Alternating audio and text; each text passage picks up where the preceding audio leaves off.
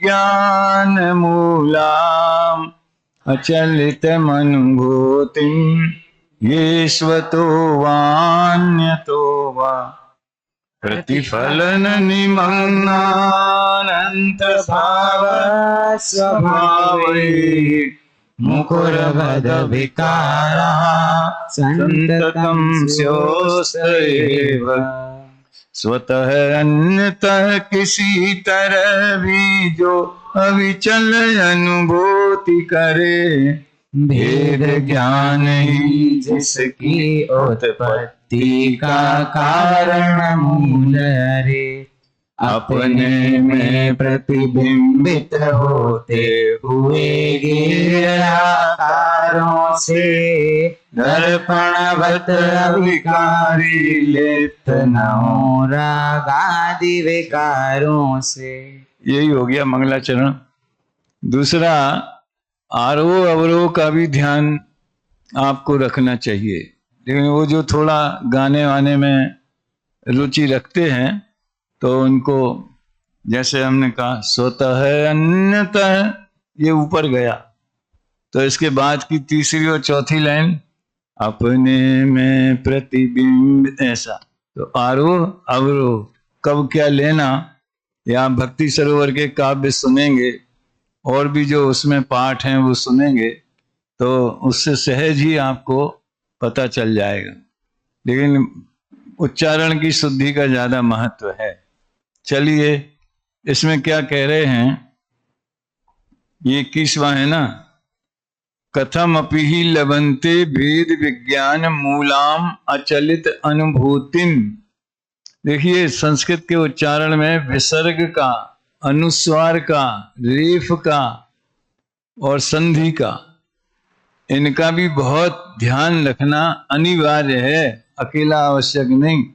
ऐसे शायद आप लोगों ने अचलितम अनुभूति, अनुस्वार छूट गया तो अचलितम अनुभूति, ये इस तरह से वो भी चीज ध्यान रखने योग्य है। और भेद विज्ञान मूलाम अचलितम, तो जब कंटिन्यू पढ़ रहे हैं, रुक नहीं रहे हैं, तो आपको संधि करके ही पढ़ना है। समझ में आया? और अगर उसका अर्थ कर रहे हैं तो संधि विग्रह करके करना पड़ेगा। तो किसी भी तरह से, यानी अपने ही अथवा पर के उपदेश से, किसी भी प्रकार से भेद विज्ञान जिसका मूल उत्पत्ति कारण है, ऐसे आत्मा की अविचल अनुभूति को जो पुरुष प्राप्त करते हैं। इसमें कितने पॉइंट आए इसमें? स्वतः वा अन्यतो वा, ये किसकी ओर संकेत जाता है? ये 19वीं गाथा के बाद एक, समझ लो, वो टीका आती है 17-18 के बाद और 19वीं के पहले, जिसमें ये प्रश्न किया गया है कि यद्यपि आत्मा ज्ञान स्वरूप तो है ही, ज्ञान से ही बना हुआ है, ज्ञानमय है, तो फिर आप ज्ञान की अनुभूति करो, ज्ञानानुभूति ही आत्मानुभूति है। तो जो स्वयं ज्ञान से बना है उसे ज्ञान की अनुभूति का उपदेश देना, इसका क्या तुक है, क्या जरूरत है? जैसे तो कोई मछली से ये कहे कि तुम सुबह शाम रोजाना 2 गिलास पानी जरूर पिया करो, तो वो कहेगी तुम क्या बात कर रहे हो, हैं? हम पानी में ही रहते हैं और जब चाहे तब पानी पीते रहते हैं, वही हमारा जीवन है, तो हमें उसकी क्या प्रेरणा देते हो? मैं कई उदाहरणों से ये बात कहता हूं, यहां इसे लंबा करने की जरूरत नहीं है, लेकिन उसमें एक साधवाद पद्धति से समाधान किया इस प्रश्न का। यद्यपि आत्मा ज्ञान स्वरूप है, तो भी अनादि से आज तक उसने ज्ञान का सेवन नहीं किया, यानी ज्ञान का स्वाद नहीं चखा। अब ये है वस्तु व्यवस्था, अपनी संसारी जीव की स्थिति ऐसी है कि ज्ञान में होते हुए भी, जैसे इतने सारे भजन हैं, अपने को जाना नहीं, है ना, आपा नहीं जाना तूने, कैसा ज्ञान धारी रे। तो इस तरह से अपने को नहीं जानते, अपने जानते तो हैं लेकिन हम जानते हैं ये नहीं जानते। जानते तो सबको ही हैं, और मैं जानता हूं ऐसा भी जानते हैं, लेकिन जानने का स्वरूप क्या है और वो जानन क्रिया क्या चीज है, वो गेयों से और रागादि से भिन्न है, ऐसा अनुभव नहीं। तो उसमें उसमें जो मैंने अभी चर्चा की 19वीं गाथा के पहले की टीका, संदर्भ समझ गए होंगे कौन से ग्रंथ की बात कर रहा हूं। किसी ग्रंथ का नाम तो नहीं लिया, कौन से ग्रंथ की बात है? शाबाश। जब किसी ग्रंथ का नाम लें तो समय सार ही समझ लेना चाहिए अपने यहाँ के वक्ताओं में तो। बाकी अन्य किसी ग्रंथ का नाम प्रसंग होगा तो जरूर उसका नाम लिया जाएगा। तो समय सार की 19वीं गाथा के पहले टीका स्वयं पहले आई है। ये ऐसे मौके 3-4 जगह आए हैं समय सार में कि जहां कलश हो गया तो तुरंत गाथा शुरू हो जाती है, लेकिन कई जगह उन्होंने कलश के बाद में टीका लिखी गद्य में। तो उसमें यही प्रश्न किया और ये समाधान किया, यद्यपि आत्मा स्वयं ज्ञान स्वरूप है, लेकिन आज तक उसने ज्ञान का स्वाद नहीं चखा। तो ये कैसे संभव है? तो स्वतो वा अन्य तो वा, स्वयं तो आत्मज्ञान हुआ नहीं, यानी निसर्गज सम्यक तो नहीं हुआ, ये अर्थ है उसका। तनिसर्गाद अधिगमाद्वा है ना, तो स्वयं तो उसने आत्मज्ञान किया नहीं, इसलिए निसर्गज सम्यक तो नहीं हुआ। और अन्य तो वा, आत्मज्ञानी पुरुषों का समागम नहीं किया या नहीं मिला। बाकी सब लगा लेना, इस प्रवचन के विषय हैं कि वे मिला भी तो भी उसको ध्यान नहीं दिया, रुचि नहीं हुई, इत्यादि इत्यादि। तो अधिगमज सम्यक तो भी नहीं हुआ। और उस निसर्गज और अधिगमज के लिए उन्होंने बहुत सुंदर एक उदाहरण दिया है जो अपन सबके अनुभव में आता है। सोता हुआ पुरुष या तो स्वयं जाग जाए, प्रायः तो ऐसे ही होता है कि जितने बजे अपनी नींद खुलने की आदत होती है तो बिना किसी अलार्म के, बिना कोई दूसरे साधन से वो स्वयं जाग। आजकल घंटी बजती कि नहीं 5 बजे, इधर हम जब थे तब तो घंटी बजाने की, पर एक लड़के की ड्यूटी लगती थी कि वो 5 बजे उठ के घंटी बजाएगा तो स्वयं जाग जाए तो निसर्गज हो गया, अपने आप नींद खुलती ही है। आखिर कितना सोएगा आदमी और नहीं जल्दी उठना हो तो अलार्म बजाएगा। आजकल मोबाइल में अलार्म रख दें, पहले घड़ी में अलार्म रख देते थे, या अपने कुटुंबी से, माँ से कह दिया कि हमें जगाओ। इस उदाहरण को थोड़ा मैं लंबा करता हूं, ये बड़ा प्रेरक है कि देखो, चाहे कोई दूसरा जगाए, चाहे हमारी नींद खुद खुले, नींद तो जो नींद का जो असर है ना, आंखों में जो नींद भरी रहती है, वो तो हमें ही तोड़ना पड़ेगा। जागृत तो हमें ही को होना पड़ेगा, नींद खुलने के बाद भी हमें ही को समझ लो चैतन्य होना पड़ेगा, मुंह हाथ धो के फ्रेश होके। या दूसरा जाग जाए तो भी, तो हम तो एक कल्पनाओं में कहते हैं, जैसे कि मान लो बच्चों की परीक्षाएं होती हैं, ये हाई स्कूल मिडिल स्कूल पढ़ने वाले, तो उन्होंने कहा यार अब बहुत देर हो गई, अब सवेरे 4 बजे उठ के पढ़ेंगे, थक गए, 4 बजे पढ़ेंगे। तो अम्मा से कह दिया कि हमें 4 बजे जगा देना, और घड़ी में अलार्म भी भर दिया। उस समय घड़ी चलती थी, मोबाइल वोबाइल तो थे नहीं, तो और सो गए। अब क्या हुआ कि सवेरे घड़ी में अलार्म बजा तो उठ के बंद कर दिया और फिर सो गए, और सवेरे 7 बजे 8 बजे नींद खुली तो लेट हो गए। तो अम्मा को डांटने लगे, तुमने क्यों नहीं जगाया? तो अम्मा ने भी जगाया था और हम उठ के बैठ गए थे, और अम्मा गई और हम फिर रजाई ओढ़ के सो गए। ऐसी बाल्यावस्था की पढ़ाई समझ में आया ना? हमारी पीढ़ी में 99% ऐसी ही पढ़ाई होती थी। इसको हमने उदाहरण को थोड़ा सांग रूपक अलंकार बनाया।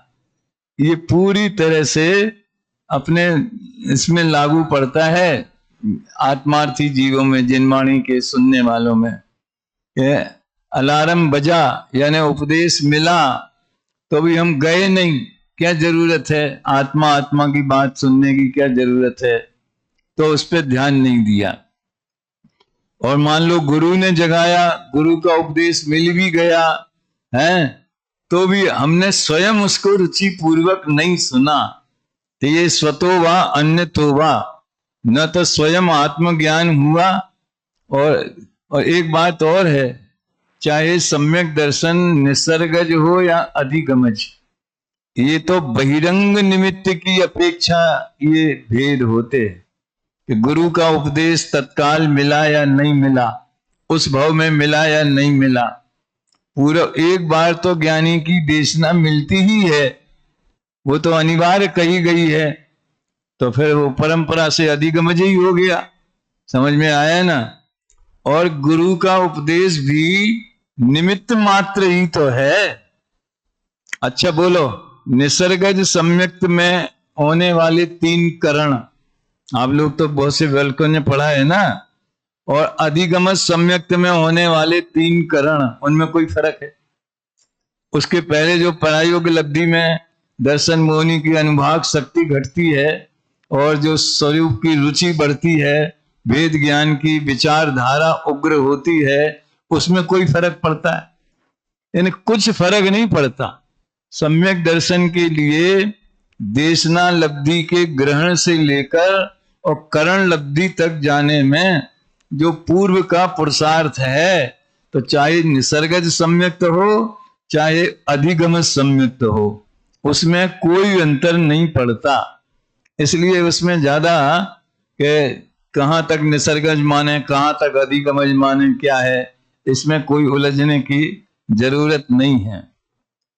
तो बस इसकी ओर संकेत है इस कलश में कि किसी भी प्रकार से मतलब स्वतः व अन्यतः व अविचल अनुभूति को प्राप्त करते हैं। ये कलश इसमें क्यों बदल गया? अभी तो 20वां चल रहा है, 21वां। यहां कौन सा है? है ही नहीं। अच्छा अच्छा, योग्यता है। तो देखो, मुकुरवद अविकारा संततम स्योस्त एव, दर्पण की भांति अपने में प्रतिबिंबित हुए अनंत भावों के स्वभावों से निरंतर विकार रहित होते हैं। अब इसका अर्थ इसमें बहुत बढ़िया लिखा, ज्ञान में जो गेयों के आकार प्रतिभाषित होते हैं उनसे रागादि विकारों को प्राप्त नहीं होते। इसका भी बड़ा अच्छा गहरा इसमें मैटर है, वो अपन को समझना चाहिए। किसी भी पदार्थ के प्रति हमें राग द्वेष होवे तो उसकी पहली शर्त तो ये है कि वो हमारे ज्ञान का विषय बनना चाहिए। ये बुद्धिपूर्वक राग द्वेष की बात करता हूं मैं। चारित्र मोह के उदय से अपने आप ही जो सहज ही होते रहते हैं, हमें पता नहीं चलते हैं, उनकी बात नहीं है। यहां तो जैसे हमने कि कोई कार सामने खड़ी देखी, पहले वो हमारे ज्ञान का विषय बनेगी, मति ज्ञान का विषय बनेगी, हम उसे देखेंगे। तत्काल प्रश्न, किसने खड़ी की, रास्ते में क्यों खड़ी की, वॉचमैन को पूछें किसकी गाड़ी है। तो उस स्थान पर खड़ी होने से जो द्वेष हुआ, क्रोध आया, वो हमारे स्वयं के समझ लो मोह कर्म का उदय इसमें अंतरंग निमित्त है, और हमने स्वयं राग द्वेष खड़ा किया। अब मोह का उदय भी तो निमित्त ही है, विचार है, वो कोई जबरदस्ती थोड़ी कर देता है। ये हमने स्वयं उसको देख करके द्वेष किया। या मान लीजिए अपनी खुद की गाड़ी हो, और वो गलत जगह खड़ी हो भले, और अपना बेटा लेके आया हो, अरे तू कब आ गया, फोन क्यों नहीं किया, तो इस तरह से फिर द्वेष नहीं होगा।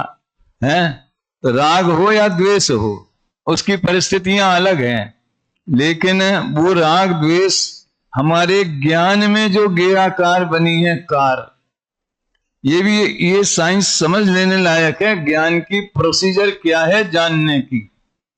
ये जो बात गुरुदेव के प्रवचनों में आप लोग प्रायः सुनते होंगे, खरेखर माने वास्तव में ज्ञान पर पदार्थ को नहीं जानता, सुनने में बड़ा अटपटा लगता है और एकांत जैसा लगता है। तो उसमें उसका साइंस क्या है, उसकी प्रोसीजर क्या है, ये बताना चाहते। नहीं जानता का मतलब वो ज्ञान अंधा है और उसमें क्रियाकार नहीं बनते हैं। तो फिर जड़ में और चेतन में क्या फर्क रहा?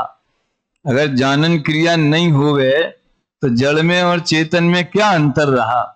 लेकिन ज्ञान किसे जानता है, कैसे जानता है, समझ में आया ना? ज्ञानावरण के क्षयोपशम के निमित्त से। ये तो उपाध्याय में ही पढ़ लिया था महामंत्र। कौन सा सूत्र है वो? ज्ञान होने का क्या नियम है? स्वावरण क्षयोपशम लक्षण योग्यतया ही प्रतिनियतम अर्थ व्यवस्था। इसमें सारा रहस्य भरा है स्वपर प्रकाशक का है। जैसे मान लीजिए ये सामने स्क्रीन रखी है और जिस क्षण हमारा स्क्रीनावरण कर्म का क्षयोपशम होगा, समझ में आया ना? जैसे दादा बोलते थे घड़ी को हमने देखा तो घड़ियावरण कर्म का क्षयोपशम हुआ। स्वावरण का क्या मतलब? तदावरण भी तदावरण है सारे सूत्र में, स्वावरण है। स्व माने कौन? आत्मा। अध्यात्म में तो स्व माने आत्मा ही होता है, लेकिन व्याकरण के हिसाब से स्व शब्द संज्ञा है कि सर्वनाम है? अपन मैं क्या है? संज्ञा है कि सर्वनाम है? सर्वनाम है ना। ऐसे आत्मा भी सर्वनाम है। क्या आत्मा? 6 द्रव्यों में आत्मा नाम का कोई द्रव्य नहीं है। कौन सा द्रव्य है? जीवम जीवम दब्बम। जीव अजीव वो तो जीव पुद्गल धर्मास्ति अधर्मास्ति आकाश काल। कहने का आशय ये है कि स्व माने जिस ज्ञेय संबंधी ज्ञान हो रहा है वो ज्ञेय। अगर ये ग्रंथ हमारे दृष्टि इस पे पड़ी और ग्रंथ जानने में आया तो इस ग्रंथ संबंधी आवरण कर्म का क्षयोपशम उस समय हो गया। सामान्य रूप से तो ज्ञानावरण का क्षयोपशम सब जीवों को एक सा है, निरंतर चलता है। ये सामान्य कथन है। विशेष कथन में किसी को गणित में ज्यादा रुचि है, गणित जल्दी समझ में आ जाता है। कोई गणित का नाम सुनकर ही बुखार आ जाता है समझ में आया ना? किसी को संस्कृत बहुत अच्छी लगती है, संस्कृत में कोई कठिनाई नहीं होती। यानी हर विषय को जानने की विशेषज्ञता। और डॉक्टर में भी कोई हार्ट संबंधी जान का विशेषज्ञ है, कोई और दूसरे आंखों का जान रोग का विशेषज्ञ है, तो कोई ऑपरेशन करता है, सर्जिकल है। तो इस तरह से ज्ञान की अनंतों विधाएं हैं ज्ञेय संबंधी। तो हर एक के क्षयोपशम का अलग अलग स्वरूप है। तो जिस आवरण कर्म के क्षयोपशम का निमित्त होगा, ये तो कर्म की भाषा है, ज्ञान की पर्याय में वैसा जानने की योग्यता होगी। और जैसा जानने की योग्यता है, एक समय की तत्समय की पर्याय की बात है, कॉमन सामूहिक बात नहीं है। तो वैसा ज्ञेय झलकेगा इधर। समझ में आता है? कठिन तो नहीं है। अब बहुत सरल उदाहरण, सामने रस्सी टंगी हुई है काले रंग की और दूर से अपने को, वहां लाइट वाइट नहीं थी, तो अपने को ऐसा लगा कि वहां सर्प लटक रहा है। तो बताओ, सर्प संबंधी ज्ञान जो हुआ, तो सर्प का आकार, ज्ञेय आकार, वो किधर है? उधर के इधर ज्ञान में किधर है? वो सामने रस्सी है कि सर्प है? तो उदाहरण में हमने पहले ही कह दिया कि रस्सी है। तो रस्सी होने पर भी अगर सर्प दिख रहा है तो इसका ये मतलब है कि हमारे ज्ञान में सर्प की रचना हुई है। इससे सिद्ध होता है ज्ञेय से ज्ञान नहीं होता और ज्ञेय का भी नहीं होता। उस सर्प संबंधी जो ज्ञान हुआ है उसका स्वामी कौन है? किसने वो रचना की? वो रस्सी ने? किसने की है वो? इधर जो ज्ञेय जैसा अंदर ज्ञान पर्याय में दिख रहा है, वो रचना ज्ञान ने स्वयं अपनी योग्यता से की है। इसलिए उसका कर्ता कर्म करण संप्रदान अपादान अधिकरण छयों कारक ज्ञान में ही है। ये सिद्धांत जब बताना होता है तब कहते हैं कि ज्ञान ज्ञान को ही जानता है। जिसे ज्ञाकार कहते हैं या ज्ञेयों का ज्ञान कहते हैं, तो उस ज्ञान, अगर ज्ञान ज्ञान को ही जानता है, ज्ञान ज्ञान को ही जानता है, ज्ञान ज्ञान को ही जानता है, ऐसे ही बोलते रहे हैं तो कोई व्यवहार नहीं हो सकता। समझ में आया ना, कि हम इसको जाने तो भी ज्ञान को जाना, कपड़े को जाने तो भी ज्ञान को जाना, स्क्रीन को जाने तो भी, सभा को जाने तो भी, तो उससे ज्ञान का अनुभव तो होता है कि ज्ञाकार, यही तो लिखा है दर्पणवत अभिकारी, यानी व्यवहार के लिए वो ज्ञेय से पहचान करना जरूरी। क्या बोला?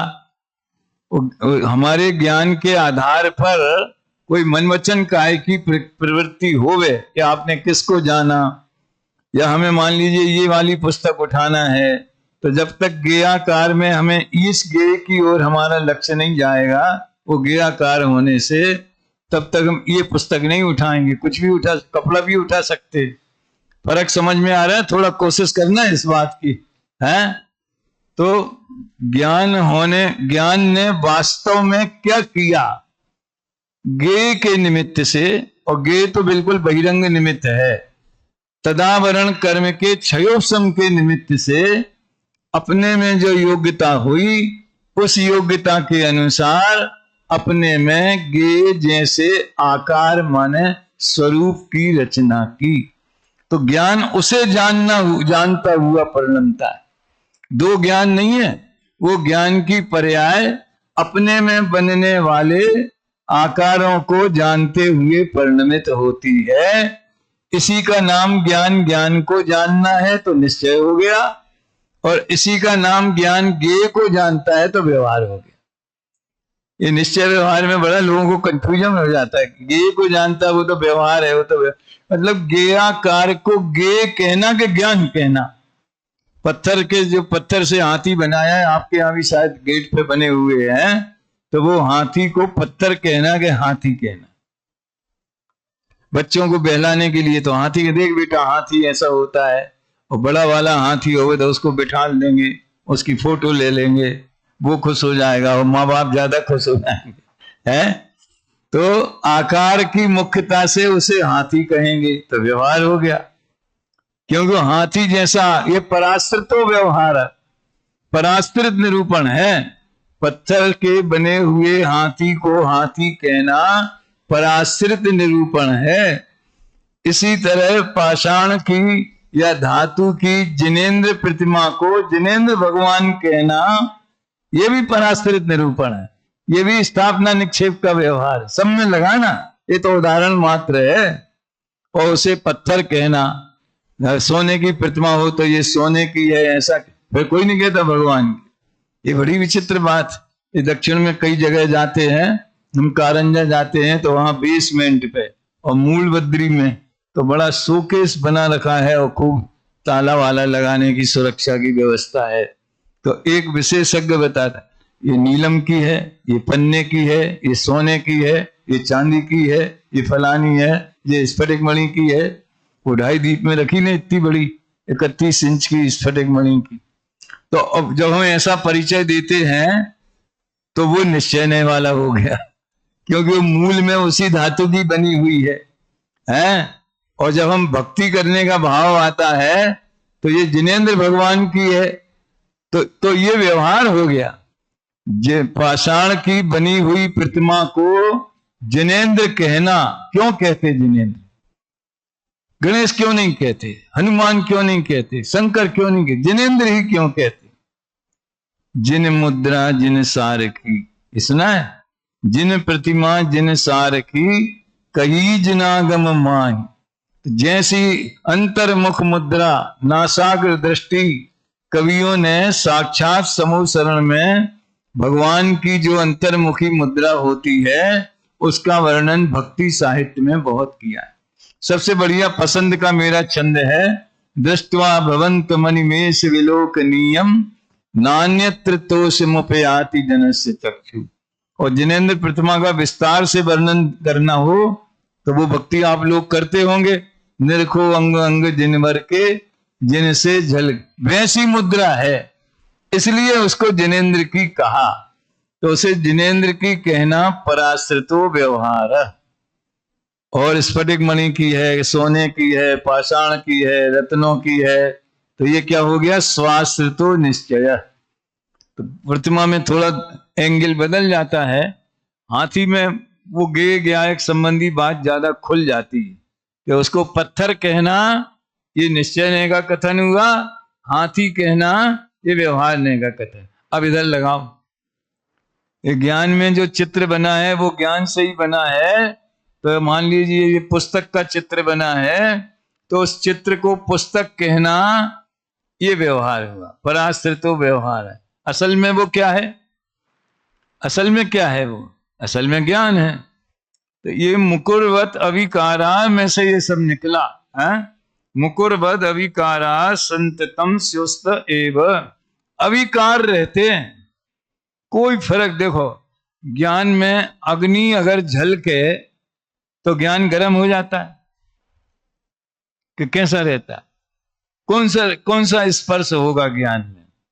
अग्नि को देखने वाले या जानने वाले ज्ञान का स्पर्श कौन सा होगा? कोई बता सकता है? ठंडा होगा कि गर्म होगा? अरे कुछ तो बोल भाई, है? नहीं होगा, कुछ भी नहीं। कैसा आदमी?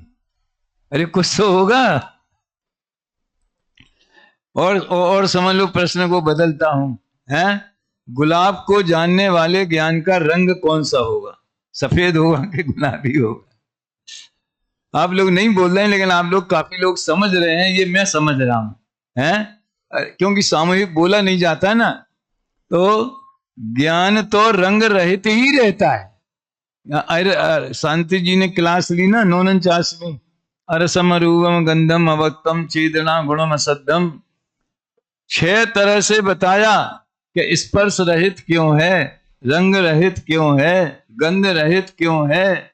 समझ में आया ना? 6 तरह से बताया, और बड़ा उसमें बहुत वैज्ञानिक विकास है एक एक बोल में। तो ज्ञान तो रस रहित ही रहेगा, चाहे वो खट्टे रस का स्वाद जाने या मीठे रस का जाने। बात समझ? तो वो ज्ञान अभिकारी रहता है, ये मतलब है। मुकुरवद अभिकारा माने दर्पण में अगर गुलाब का चित्र फूल झलक रहा है तो क्या दर्पण गुलाबी हो जाएगा? है? और तो दर्पण में तो वो सिवाय आकार के और रंग के कुछ दिखता नहीं, रस नहीं दिखता उसमें। आम का रस, आम अगर दर्पण के सामने रखो तो क्या दिखेगा? जितना बड़ा आम है वो दिखेगा, और जो उसका हरा पीला रंग है वो दिखेगा। मीठा स्वाद दिखेगा क्या दर्पण में? लेकिन ज्ञान दर्पण में सब जानने में आता है। वो दिखना बोलते जरूर है, वो दिखना नहीं है, वो वास्तव में जानना है। तो गेयों को जानते हुए भी गे रूप नहीं होना, यही सब है वो 6 बोलों में। पुद्गल द्रव्य से भिन्न हूं इसलिए रस रहित हूं, पुद्गल के गुणों से भिन्न हूं इसलिए रस रहित हूं, द्रव्य इंद्री से रस को नहीं चखता इसलिए रस रहित हूं, भाव इंद्री से चखना भी मेरा स्वभाव नहीं, भाव इंद्री से नहीं चखता, ऐसा नहीं लिखा। कौन कौन थे उस क्लास में? यही थी ना वो? कौन सी क्लास थी वो? सेकंड ईयर फाइनल की थी, है? तो भाव इंद्री से भी रस को जानता तो हूं पर्याय में, लेकिन मेरा स्वभाव नहीं है। तो इस तरह से बड़ा सुंदर ये वेद विज्ञान कराने वाली पंक्ति है। कौन सी? प्रतिफलन निमग्न अनंत भाव स्वभावई मुकुरवद अविकारा संततम स्योस्त एव। तो ये गेयों से, जो गेयों संबंधी आकार प्रतिभाषित होते हैं, ज्ञानी पुरुष उन्हें देख करके या उन्हें जान के रागी द्वेषी नहीं होते, क्योंकि वो जानते हैं कि मेरे में कुछ आया ही नहीं। ये ज्ञान की यही तो कला है। कैवल्य कला में उमड़ पड़ा संपूर्ण विश्व का ही वैभव। दूसरा सिमंदर पूजा में प्रतिबिंबित पूरी गेयावली पर चिन्मयता को आंच नहीं, ये है मुकुरवद अविकारा। यानी ज्ञान सारे लोकालोक को, सकल द्रव्य के गुण अनंत पर्याय अनंता जाने एक है काल प्रकट केवली भगवंता। तो भी ज्ञान में गे का, द्रव्य का भी एक बिंदु, क्षेत्र का एक प्रदेश, काल का एक समय, और भाव का एक भी शक्ति, एक गुण, धर्म ज्ञान में प्रवेश नहीं करता। इससे ज्यादा चमत्कार दुनिया में और कौन सा होगा कि जिस अंदर आए कुछ नहीं और जान लेवे लोकालोक को। समझ में आया ना? और उसको जानने के लिए आचार्यों ने ऐसी अलंकारिक भाषा, एक तो शायद प्रवचन सार की 200 गाथा की टीका में है और 37वीं गाथा समय सार में। मानो वेग, और लघु तत्व स्फोट में तो बहुत है। मानो वे गे ज्ञान में डूब गए हों, चित्रित हो गए हों, समा गए हों, टंकोत्कीर्ण हो गए हों, ज्ञान उनको पी गया होवे। समझ में आया ना? और कोर बना के खा लिया होवे। इस तरह के अलंकारों से तो ये बताना चाहते हैं कि ज्ञान की स्वच्छता कितनी अनंत निर्मल है कि उसमें अनंत गे बिल्कुल जो जैसा है, जिस काल में जो पर्याय होने वाली है, वैसी वहां ज्ञान में जानने में आ जाती। केवली भगवान को, अपने को, अपने ज्ञान की योग्यता से आती। प्रोसीजर एक सी है, केवली जाने चाहे अपन जाने। अपना ज्ञान इंद्रियों के आलंबन से जानता है, वो कमजोरी है ज्ञान की। कमजोरी होने से कोई ज्ञान का स्वरूप बदल जाएगा। कोई आदमी को फ्रैक्चर हो गया और नौजवान है और एक्सीडेंट हो गया और हड्डी टूट गई, डॉक्टर ने रॉड डाल दी और फिर बैसाखी लेके चल रहा है, तो भी वो मनुष्य है कि त्रिंच बन गया? क्या हो गया बताओ? है? उसका मनुष्यत्व समाप्त हो जाता है। ऐसे ज्ञान का ये तो कमजोरी है बेचारे की कि इंद्रियों के आलम्बन बिना जाना नहीं जा सकता। संसारी जीव हैं अपन, हैं? और क्या बोलते हैं, उसके लिए ज्ञानावरण का क्षयोपशम भी चाहिए, वीर्यांतराय का क्षयोपशम भी चाहिए। तो वो तो आलम्बन के लिए बैसाखी जैसे है। जानने की शक्ति तो ज्ञान की स्वयं की है। जो वो चल रहा है लकड़ी लेकर के या बैसाखी लेकर के, तो चलने की शक्ति उतनी उसके पैरों में है कि बैसाखी से आई है। बैसाखी से आई है, तो जो जन्म से ही विकलांग है, जिसके पैरों में उतनी भी शक्ति नहीं है, वो क्यों नहीं चलता? ये सब सोचना, ये निर्णय करने की बातें हैं। मैं तो वहीं अटक गई गाड़ी, लेकिन बड़ा अच्छा लगा। प्रोसीजर क्या है? ऐसा क्यों कहा जाता है कि ज्ञान पर पदार्थों को नहीं जानता? ऐसा कहें तो मिथ्यात है। ऐसा क्यों बोला जाता है? इसलिए बोला जाता है कि उसमें कहने वाले का इंटेंशन ज्ञान भिन्न है और गे भिन्न है। मुकुरवद अभिकारा, ये नहीं समझा उसने ज्ञान में ही गे की सत्ता मान ली।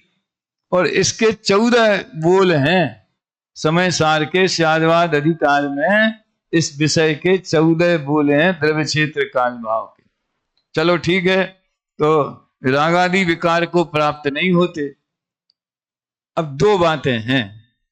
एक तो ज्ञान स्वभाव में रागादि नहीं आते, और दूसरे जो ज्ञानी पुरुष उस ज्ञान को गे से भिन्न अनुभव करते हैं, है ना? भेद विज्ञान मूलाम अचलितम अनुभूतिम।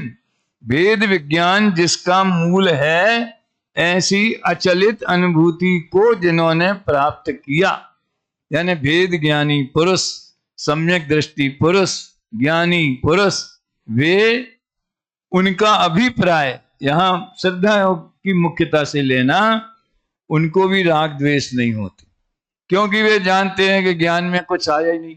अब काहे का राग द्वेष करना? समझ में आया ना? अपने में कुछ आवे तो राग द्वेष करने की जरूरत पड़े, कुछ आया ही नहीं। इस तरह से अविचल अनुभूति, जो प्रेरणाएं पिछले कलश में दी गई थी, कैसे भी आगे भी आएगी कि शरीर को पड़ोसी मान, यहां तो ज्ञान के अनुभव की बात है। अब एक प्रश्न है, ऐसी अनुभूति कैसे प्राप्त होती है? बस वो वाक्य इसमें लिखा है, अनंत संसार में भ्रमण करते हुए जब काल लब्धि प्राप्त होती है, तब सम्यक तो उत्पन्न होता है, यानी अनुभव होता है। चौथे कलश का मैंने बताया था शुरू में, जब ये प्रवचन यहां शुरू हुए थे, तो चौथे कलश में फिर से आपको बता देता हूं। वो तुलना करने लायक है दोनों चीजें। हाँ, ये पेज नंबर 21-22। ये जीव इतना काल बीतने पर मोक्ष जाएगा, ऐसी नोंद केवल ज्ञान में है। संसार में भ्रमण करते हुए जीव का जब अर्ध पुद्गल परावर्तन मात्र शेष काल, यहां काल लब्धि का अर्थ क्या किया? जिसमें सम्यक्त की योग्यता आ गई है, तो भव्य है, तो ध्रुव जीव तत्व ज्ञायक भाव और भव्यत्व की शक्ति है उसमें, समझ में आया? लेकिन तो भी सम्यक्त नहीं कर सकता, योग्यता नहीं है। अब वो कोई कौन सी योग्यता माने उसको? वो पर्यायगत पर्याय में नहीं, पर्याय संबंधी योग्यता अभी उसकी प्रकट नहीं। दादा इसके लिए बहुत अनंतर पूर्व क्षणवर्ती पर्याय का उदाहरण देते थे। वो जैसे एक बालिका का जन्म हुआ तो वो कहते थे इसमें मां बनने की शक्ति है कि नहीं? अब बोलो 6 महीने की, साल भर की बच्ची है, तो साइंटिफिक दृष्टि से देखा जाए, वैज्ञानिक जो मेडिकल वाले हैं, तो लड़की है, तो घर में लक्ष्मी आई है, समझ में आया ना? और फिर जब इसका विवाह होगा तो ये भी योग्य संतान को जन्म देगी, तो उसमें मां बनने की शक्ति है कि नहीं? है। लेकिन वो शक्ति प्रकट कब होगी? जब वैसे प्रसंग बनेंगे और वैसी योग्यता होगी। तो अभी शक्ति आ गई पर्याय में, पर्टिकुलर एक पर्याय में नहीं, पर्याय संबंधी शक्ति प्रकट हो गई। फिर इसका नाम काल लब्धि कहलाता है। वो सम्यक तो उपजने योग्य है, इसका नाम काल लब्धि कहलाता है। यद्यपि सम्यक्त रूप जीव द्रव्य परिणमता है, तथापि काल लब्धि के बिना करोड़ों उपाय किए जाएं। आज भी आया था ना 6 डाला में, कोटि उपाय बनाए भव्यता को और आनो। देखो उपाय तो एक ही है, भेद विज्ञान का कहो, अनुभूति का कहो, सम्यक्त का कहो, चारित्र का कहो, उपाय तो एक ही प्रकार का है, स्वानुभूति है। लेकिन दुनिया भर के उपायों की जीव कल्पनाएं करते हैं ना, उसके निराकरण के लिए कहते हैं कि करोड़ों उपाय करो तो भी जीव सम्यक्त रूप परिणमन के योग्य नहीं है। इसमें जानना कि सम्यक्त वस्तु यत्न साध्य नहीं, सहज रूप। वो योग्यता कैसे आएगी? योग्यता का मतलब अपन लोग ऐसा समझते हैं कि जैसे कि यहाँ एक शिक्षक रखना है इस विद्यालय में, प्रिंसिपल रखना है, कि कोई किसी विषय का शिक्षक रखना है, कितने साल पढ़ाने का अनुभव है, शास्त्री कब किया था, और क्या क्या योग्यता है, सर्टिफिकेट दिखाओ। कभी आपको अनुभव की कमी है, आप 2 साल और कहीं पढ़ा के आओ, फिर हम रखेंगे। ऐसा होता कि नहीं होता? तो ऐसी योग्यता हम समझते हैं कि अपन अपनी मेहनत से पैदा कर सकते हैं। अब अपने में सम्यक्त की काल लब्धि आ जाए, ऐसी योग्यता कैसे पैदा करेंगे? काल लब्धि का पुरुषार्थ नहीं होता है, काल को खींच के लाने का पुरुषार्थ नहीं होता है, समझ में आया? वो तो अपने क्रम में ही आएगी है। पुरुषार्थ तो अगर कहने की भाषा में बोला जाए तो स्वभाव को समझने का, स्वभाव को निर्णय का, ज्ञान ज्ञेय को भिन्न जानने का, भेद ज्ञान का, इसमें होता है। इसका नाम पुरुषार्थ है। इसलिए तो टोडरमल जी ने कहा कि काल लब्धि कोई वस्तु नहीं है। बस इसका समापन करते हैं, समय भी हो गया।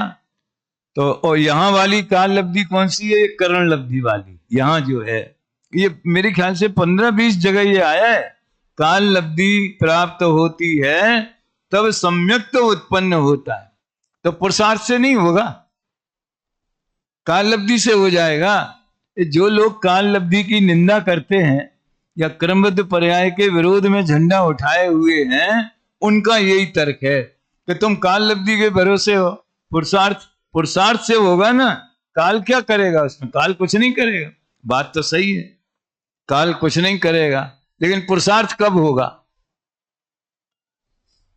बहुत से लोग पूछते हैं कहां गया एक छुरा, वो यहां दिख नहीं रहा है, कि पुरुषार्थ करना अपने हाथ में है कि नहीं है। ये इस प्रश्न का समाधान करके मैं पूरा करता हूं। निर्णय करना अपने हाथ में है कि नहीं है। अच्छा, क्रमबद्ध का निर्णय करना अपने, जब जिसमें होगा वो होगा, हम समय नहीं बदल सकते, फेर नहीं कर सकते, कुछ नहीं कर सकते, तो ऐसा निर्णय करना हमारे हाथ में है कि नहीं। इसके लिए एक उदाहरण देता हूं। कि एक माँ अपने 6 महीने के बच्चे को, साल भर के बच्चे को थपकी दे करके लोली वोली सुना के सुलाती है ताकि वो घर का दूसरा काम कर सके। तो उसने बच्चे से पूछा, पप्पू सो गए क्या, सो गए क्या? तो उसने बोला हाँ। इसका क्या मतलब है? इसका क्या अर्थ है? अगर सोने वाला पुरुष ये बोले, जैसे अपन नींद में होवे ना, या कम नींद में होवे, कोई दरवाजा, भाई साहब सो तो नहीं गए थे? अरे अब तो जाग गए भले आदमी है। तो अगर वो हाँ बोले तो भी मतलब है नहीं सोया, और नहीं बोले तो भी मतलब है नहीं सोया। असल में सोया है। इसका लक्षण क्या है कि कोई जवाब न आवे। समझ में आया ना? इसी तरह से अगर आप ये कहते हाँ हमारे हाथ में है, तो इसका मतलब है अभी आपको निर्णय हुआ नहीं है। और अगर आप कहें नहीं नहीं, वो भी जब होने योग्य होगा पुरुषार्थ तब होगा, हमारी मर्जी से नहीं होगा, तो इस बिना निर्णय किए आपने कैसे बोला? क्या इसका निर्णय हो गया तभी बोला ना, कि किताबों से ही बोला? समझो इस बात को। जब हम बोलते हैं सुनो पुरुषार्थ करना हमारे हाथ में है, इसका अर्थ यह है कि जब समय आएगा तब पुरुषार्थ हम ही करेंगे, कोई गुरु नहीं करने देगा। कर्मों के उपशम क्षयोपशम से नहीं होगा, वो पुरुषार्थ रूप पर्याय हमारा आत्मा ही परिणमित होगा, तो द्रव्य ही परिणमित होगा। इसका नाम है हमारे हाथ में। और जब हम कहें हमारे हाथ में कुछ नहीं है, तो वहां हाथ का अर्थ बदल गया। वहां हाथ का अर्थ हो गया कि हमारी मर्जी के अनुसार नहीं होगा। अगर आपने कर्मद पर्याय निर्देश का पढ़ी हो तो उसके शुरू में ही वस्तु की व्यवस्था के 4 नियम हैं कि क्रमशः होता है, नियमित होता है, व्यवस्थित होता है और स्वतंत्र होता है। तो स्वतंत्र वाले में ये बोला हमारी इच्छा है सम्यक दर्शन हो जाए, और सम्यक दर्शन को आना पड़ा, हमने बुला लिया, तो सम्यक दर्शन पराधीन नहीं हो गया। वो स्वाधीन कहाँ रहा फिर? वो तो इच्छा के अधीन हो गया ना। वो कहेगा तुम्हारी इच्छा करते रहो, इच्छा से पुण्य बंद भले कर लो और मिथ्यात का बंद कर लो कि मेरे हाथ में पर्यायों का परिवर्तन है, मैं तो जब समय आएगा तभी आऊंगा। तो नहीं नहीं, मैं पुरुषार्थ करूंगा तब आएना। तो पुरुषार्थ तू कब करेगा? कि जब सम्यक आने का स्वकाल होगा तब पुरुषार्थ होगा। ये विषय सब बारंबार इसकी चर्चा यहां होती है, होना चाहिए, और अच्छी तरह से मंथन करके ये विषय आत्मसात करना चाहिए। ये इसलिए नहीं कि हमारे कोर्स में है और हमें क्रमबद्ध पर्याय पढ़ाई है तो हमें बाहर में ऐसे ही बोलना है। ये पराधीनता नहीं रखना, कोई बोझा नहीं है। अच्छी तरह से समझ लो, पूरी तरह से मजबूत होकर के समझ में वो चीज हमारी बन जाए, किसी लेखक की या गुरुदेव की या दादा की या किसी की, उनकी न रहे, हमारी हो जाए। तो इस तरह से आप लोग पूरी तरह से यहाँ जो विषय पढ़ाए जाते हैं उन्हें आत्मसात करें, उसका आनंद लेवें, और आप सब इस मार्ग में लगे रहें। इसी भावना से अपनी बात पूरी करता।